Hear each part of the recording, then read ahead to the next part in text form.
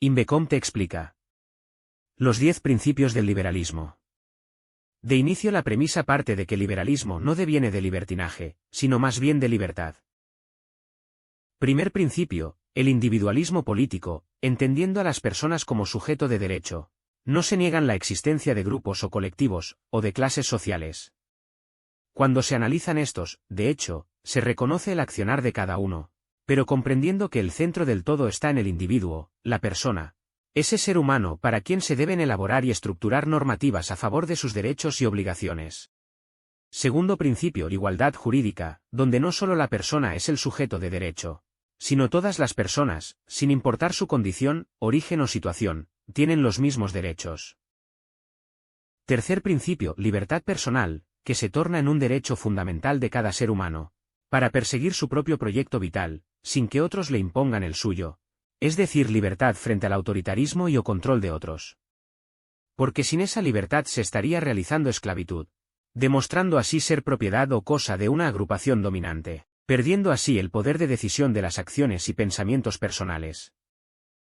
Cuarto principio, propiedad privada, la vida no solo consiste en tomar decisiones, sino en que se respete el entorno material propio y el entorno de los demás. Por ello se habla de regular las injerencias de unos sobre otros.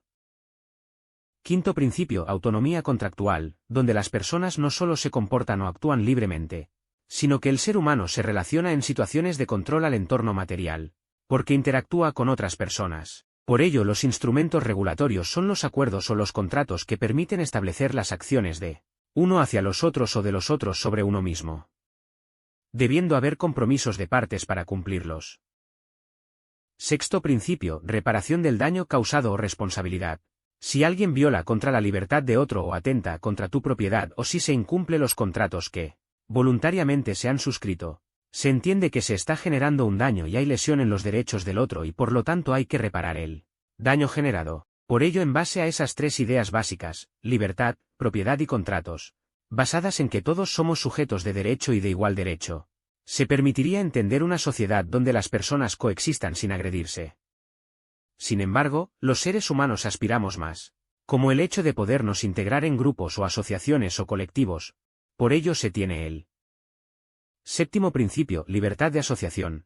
El individuo puede elegir a qué grupo asociarse o del cual formar parte. Asimismo, una persona no puede estar obligada a formar parte de un grupo o asociación, por ello debe haber también libertad de desasociación.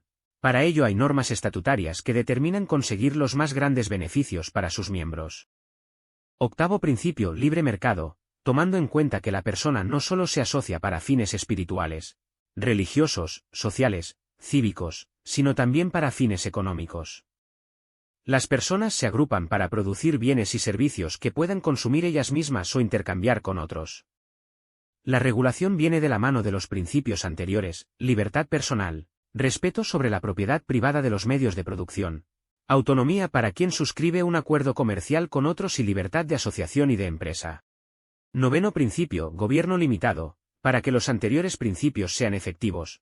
Debe haber una comunidad política organizada que se encargue de velar por el respeto escrupuloso de los acuerdos y que se los imponga a aquellos que quieran desconocer los acuerdos establecidos voluntariamente.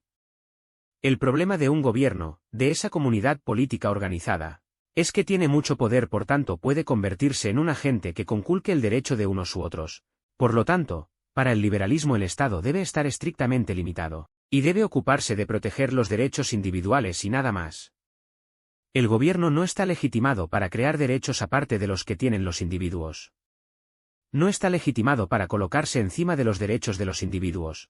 En sí un gobierno debe ser un servidor de las personas que quieren ver protegidos sus derechos, pero no es el amo de las personas para tutelarlas con caprichos al poder político. Décimo principio, globalización. En estos tiempos se puede entender la globalización del tipo económico, considerando los 9 principios anteriores como derechos universales y no solo aplicados a grupos nacionales o étnicos concretos. Los derechos del liberalismo son derechos humanos universales y globales. Estos 10 principios son planteados en el libro, Liberalismo, los 10 principios del orden político liberal, de Juan Ramón Rayó, quien es un economista, profesor universitario, conferenciante y escritor español minarquista, defensor de las tesis del liberalismo económico, en concreto de la escuela austriaca.